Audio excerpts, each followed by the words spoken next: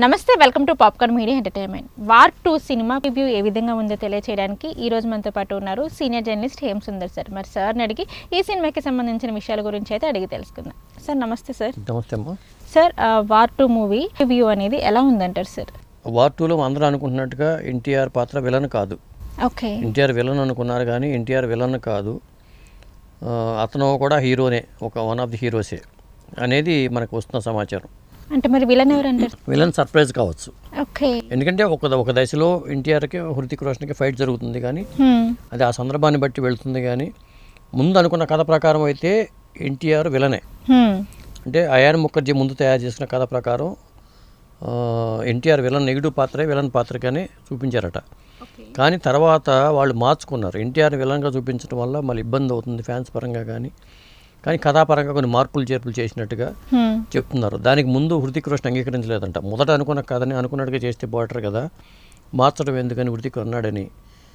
కానీ చివరికి అంగీకరించాడని, అందువల్ల ఆ పార్ట్ని కొంత కథ మార్చారనేది మనకు వినిపిస్తున్న సమాచారం. సార్, ఇందులో కొంచెం స్టోరీ చేంజ్ చేశారు అనేసి మీరు చెప్పారు కాబట్టి, సో ఫస్ట్ హాఫ్ ఎలా ఉండబోతుంది అనుకుంటున్నారు? సెకండ్ హాఫ్ ఎలా ఉండబోతుంది? అంటే ఫస్ట్ హాఫ్ అయితే జూనియర్ ఎన్టీఆర్ సినిమా మొత్తం ఉండడని అంటున్నారు కాబట్టి, కానీ 20 సినిమా స్టార్ట్ అయిన 20 నిమిషాలకి జూనియర్ ఎన్టీఆర్ ఎంటర్ అవుతాడు. ఫస్ట్ హాఫ్ మొత్తం జూనియర్ ఎన్టీఆర్ లీడ్ తీసుకుంటాడు. ఫస్ట్ హాఫ్ అంతా జూనియర్ ఎన్టీఆర్ మీదే ఉంటుంది అనేది చెప్తున్నారు. అంటే ఫస్ట్ హాఫ్ వరకు చాలా బాగుంది అనే టాక్ అయితే వస్తుంది.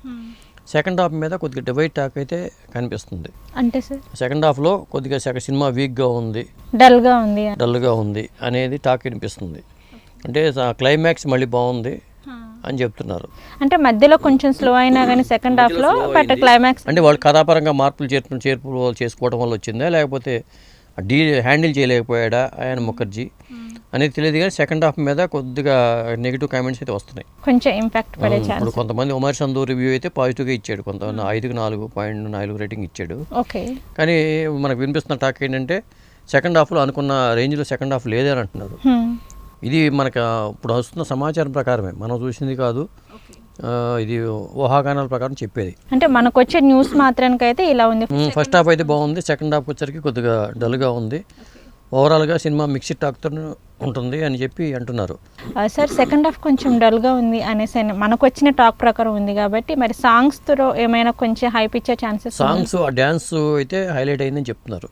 ఎన్టీఆర్ హృతిక్ ఆ సాంగ్ అదే హైలైట్ అయింది. ఇద్దరు ఒకరికొకటి మించి ఒకళ్ళు చేశారని చెప్పి చెప్తున్నారు. మూవీ మొత్తంలో ఆ సాంగ్ హైలైట్ అవడానికి ఛాన్సెస్ అయితే ఉన్నాయి. ఎందుకంటే మూవీలో ఆ పాట అయితే హైలైట్ అవడానికి, ఎందుకంటే ఇద్దరు మంచి డాన్సర్లే కాబట్టి ఆ పాత్ర కూడా మార్చారు కాబట్టి మరి ఇద్దరు ఫ్రెండ్స్గానే ఫైట్ చేస్తారు. ఆ క్లైమాక్స్లో వచ్చే విలన్ పాత్రధారి ఎవరు ఏంటి, బాబీ డియోల్ అనేది వినిపిస్తున్నమాట. అది ఏంటి, ఆ సర్ప్రైజ్గా ఉంచాలా లేకపోతే ఏంటి అనేది తెలియదు. సార్, ఇంకొకటి కైరా అద్వానీ ఉంది కదా సార్, సో మరి తన రోల్ ఏంటి అనేది ఏమన్నా తెలిసిందా సార్? అంటే కైరా అద్వానీ రోలు ఏంటంటే ఇది యాక్షన్ ఓరియంటెడ్ సినిమా. ముఖ్యంగా కైరా అద్వానీని కూడా యాక్షన్ ఓరియంటెడ్గానే చూపించారు అనేది మనకు వినిపిస్తుంది అన్నమాట. హృతిక్ రోషన్కి పేరుగా కైరా అద్వానీ కనిపిస్తుంది అని చెప్తున్నారు.